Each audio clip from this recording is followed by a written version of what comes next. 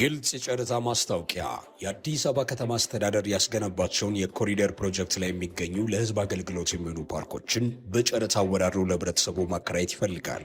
እርሶም የዕድሉ ተጠቃሚ እንዲሆኑ ተጋብዘዋል።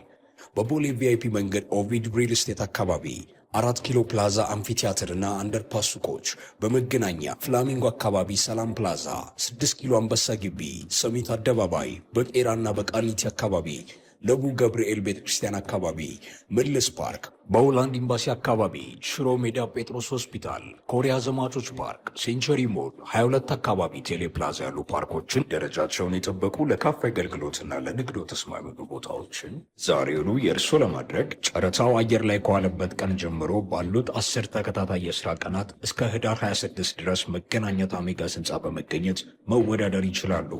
ልብ ይበሉ፣ ኮርፖሬሽኑ የተሻለ አማራጭ ካገኘ ጨረታውን በከፊልም ሆነ ሙሉ በሙሉ የመሰረዝ መብቱ የተጠበቀ ነው።